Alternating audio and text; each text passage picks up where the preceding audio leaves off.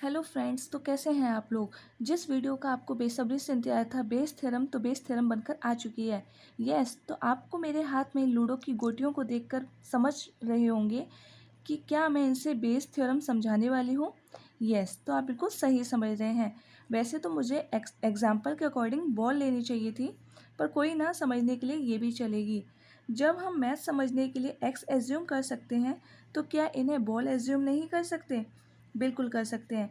तो चलिए शुरू करते हैं। आज मैं आपको इन पीसेस की हेल्प से बेस थ्योरम बहुत अच्छे से समझाने वाली हूँ, तो वीडियो में बने रहिएगा। और हाँ, मुझे पता है आपको इस थ्योरम का फॉर्मूला देखकर बहुत ऐसा लग रहा होगा कि ये जब इतना बड़ा फॉर्मूला है तो इसकी कैलकुलेशन कितनी डिफ़िकल्ट होगी।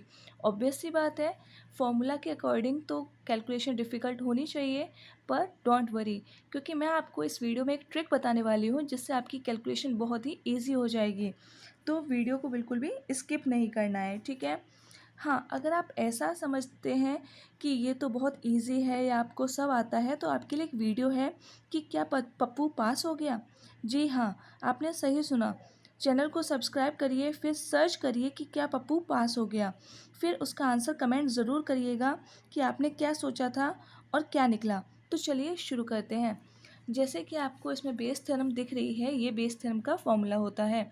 हम इसे P I given A read करते हैं, जो कि ये P E probability of E dot dot का मतलब यहाँ पे मल्टीप्लाई से होता है, probability of A given E. I की जगह हम यहाँ पे 1 से लेके n तक कोई भी वैल्यू पुट कर सकते हैं अपने क्वेश्चन के अकॉर्डिंग, ठीक है। ये हमारा बेस थ्योरम का फॉर्मूला है, तो हम इसे क्या रीड करेंगे, P probability of E given A. अगर मैं बात करूँ हिंदी में, जैसे कि मैं आपको पहले भी समझा चुकी हूँ, इसे बोलते हैं ए होने के बाद ई होने की संभावना। चलिए हम एक एग्जाम्पल देख के समझते हैं इसे। तो इसमें बोला गया है, if there are 3 identical bags, bag 1 में 5 येलो बॉल्स होंगी, 2 ग्रीन बॉल्स होंगी, बैग 2 में 4 येलो बॉल्स होंगी और 4 ग्रीन बॉल्स होंगी, बैग 3 में 2 येलो बॉल्स होंगी और 4 ग्रीन बॉल्स होंगी। If one bag is selected at random and then one single ball is selected from it and found to be green ball, now what is the probability that this ball was come from bag 2? तो चलिए पहले ये हम इन्हें, जो हमने इन्हें ball assume किया था, इनको इनकी पोजीशन पर रखते हैं, बैग 1, बैग 2 एंड बैग 3 के अकॉर्डिंग। यहाँ पे हम अपने बैग मान लेते हैं 3 बैग, इसी में समझाने के लिए। अब चलिए देखते हैं बैग 1 में क्या बोला गया है, 5 yellow ball and 2 green ball. तो अपनी अरेंज करते हैं, 2 5 येलो ना, सॉरी, 1 2 3 4 एंड 5। ये हमारी 5 येलो बॉल हो गई और ग्रीन कितनी, 2, 1 एंड 2। ये हमारा क्या हो गया, बैग 1। अब बैग 2 देखते हैं, तो 4 yellow and 4 green, 1 2 3 4 and 4 green, 1 2 3 and 4। Third bag 2 yellow and 4 green, 1 2 1 2 3 4।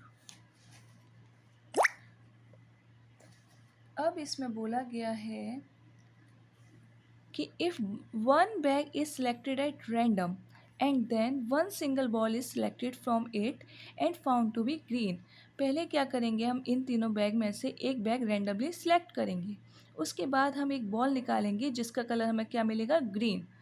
तो बैग को सिलेक्ट करने की प्रोबेबिलिटी क्या होगी, बैग 1 सेलेक्ट करने की प्रोबेबिलिटी, बैग 2 को सिलेक्ट करने की प्रोबेबिलिटी एंड बैग 3 को सिलेक्ट करने की प्रोबेबिलिटी क्या होगी, 1/3। कैसे, क्योंकि मैं याद करिए, मैंने आपको स्टार्टिंग में प्रोबेबिलिटी की वीडियो में समझाया था कि प्रोबेबिलिटी इक्वल्स टू F/T होता है। तो T यहाँ पे टोटल कितने बैग हैं, 3। और हमें सेलेक्ट कितना करना है, 1 बैग। तो 1 कहाँ आएगा, ऊपर, और 3 कहाँ जाएगा, नीचे। और ये बैग कैसे सिलेक्ट हुए हैं, रैंडमली। ठीक है, अब हमने देखा था कि ए होने के बाद ई होगा। ठीक है, तो ए क्या है हमारा, क्या हमें निकालना है, ग्रीन बॉल। तो हम ग्रीन बॉल पहले निकाल लेंगे। ठीक है, जैसे ये हमारी ग्रीन बॉल है तो इसे हम निकाल लेते हैं। तो अब देखते हैं कि बैग वन होने के बाद ग्रीन होने की प्रोबेबिलिटी। तो बैग 1 ये हो गया, इसमें से हमने ग्रीन निकाल लिया। तो ग्रीन कितने कलर है, 2। तो 2 किधर आएगा, ऊपर। और टोटल कितने हैं ये, 1 2 3 4 5 6 7। अगर बात करें तो आप यहाँ पे भी काउंट कर सकते हैं, 5 + 2 7। तो 7 टोटल किधर गया, नीचे। और ग्रीन कलर कितने हैं, 2। तो 2 किधर आएगा, ऊपर। ऐसे ही बैग टू में टोटल कितने हैं, 1 2 3 4 5 6 7 8। 8 किधर जाएगा, नीचे। और हमें क्या चाहिए, ग्रीन बैग। तो ग्रीन बैग कितने हैं, 4, सॉरी ग्रीन बॉल कितनी है, 4। तो 4 किधर आएगा, ऊपर। ऐसे ही बैग 3 को देखते हैं। तो बैग 3 में टोटल कितने हैं, 6, 1 2 3 4 5 6। तो 6 किधर गया, नीचे। और हमें क्या चाहिए, ग्रीन बॉल। तो ग्रीन बॉल किधर आएंगी, ऊपर, 4। अब हमें क्वेश्चन में क्या बोला गया है कि what is the probability that this ball was come from bag 2।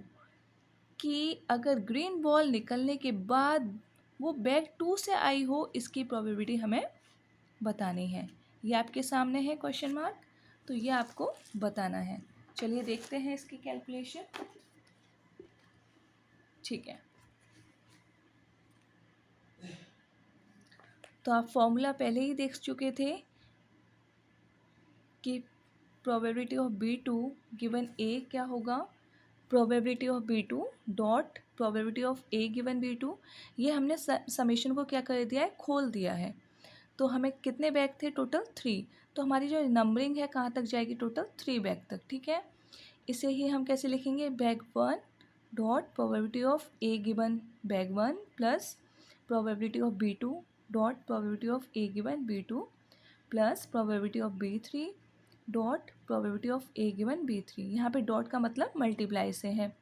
तो जैसे मैंने आगे आपको बता दिया है कि प्रोबेबिलिटी ऑफ B2 क्या है, सेकेंड बैग सेलेक्ट होने की 1/3, सभी की यही है, मल्टीप्लाई बैग 2 होने के बाद उसमें ग्रीन बॉल होने की प्रोबेबिलिटी क्या है, 4/8। ठीक है, ऐसे ही आप सभी लिख लेंगे, देख लीजिए, समझ लीजिए। ऐसे ही आप सब कुछ लिख लेंगे, ये इनकी कैलकुलेशन पहले वाले से मैच करके। ठीक है, तो अब हम इन्हें सॉल्व करते हैं। ठीक है, इसकी कैलकुलेशन, अब मैंने आपको बताया था कि इस कैलकुलेशन को आप इजीली तरीके से कैसे सॉल्व करेंगे। तो देखिए, इसमें कॉमन क्या है, 1/3 ऊपर कॉमन है, इसे अलग रख लिया, मल्टीप्लाई 4/8 अपॉन, इन सभी में 1/3 कॉमन है तो इसे बाहर ले लेंगे।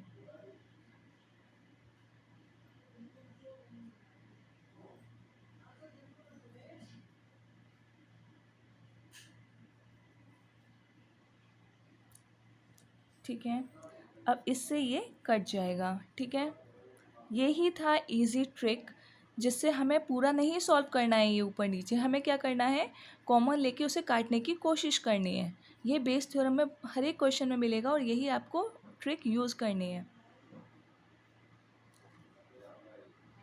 अब 4/8 को आप एक्सपेंड खोल देंगे, बहुत इजी है, कुछ नहीं है। ये भी 1/2 हो गया,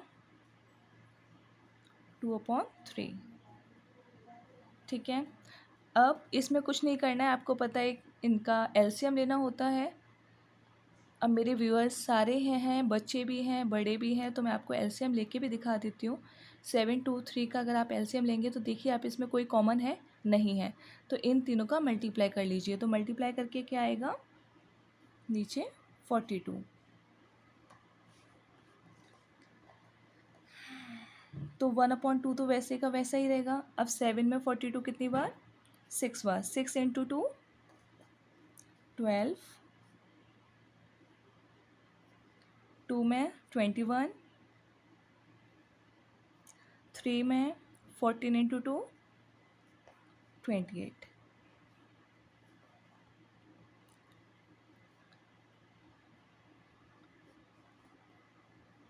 इनको प्लस करेंगे तो कितना हो गया 8 9 10 11 1 2 4 5 6 61 अपॉन 42। आपको पता है ये नीचे और ये ऊपर जाता है।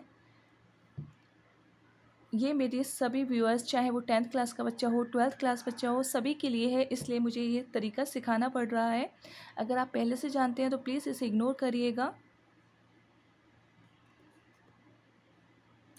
तो ये क्या हो गया आपका 42 अपॉन 2 मल्टीप्लाई 61। ये नीचे आ गया ना, तो 2 इससे काट देंगे आप,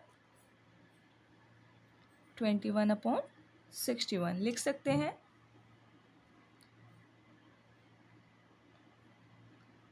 और जब आप इसे सॉल्व कर लीजिएगा या फिर कैलकुलेटर का यूज़ कर सकते हैं तो आपका ये आंसर आ जाएगा। था ना ये बहुत इजी मेथड, और ये ट्रिक सच में आपको बहुत काम आई होगी। ये आप चाहे कितनी भी वैल्यू हो 1/100 200 300 ये हर एक में अप्लाई होगी, क्योंकि ये देखिए यहाँ पे कॉमन है ना, तो ये आपका इजीली कट जाएगा, आपको पूरा सॉल्व करने की ज़रूरत नहीं है। ठीक है, तो ऐसे ही और वीडियो के लिए आप चैनल को सब्सक्राइब कर लीजिए, और आगे आपको नेक्स्ट वीडियो किस टॉपिक पर चाहिए उसको कमेंट करके ज़रूर बताइए। चैनल को लाइक ज़रूर करिए और अपने फ्रेंड्स के साथ शेयर करिए ताकि वो भी अपना एग्ज़ाम और अच्छे से क्लियर कर पाएँ। ठीक है, और साथ में आप प्रैक्टिस करिए इन क्वेश्चंस पे। नेक्स्ट वीडियो में आपके लिए और क्वेश्चंस पर लेके आने वाली हूँ। Thank you.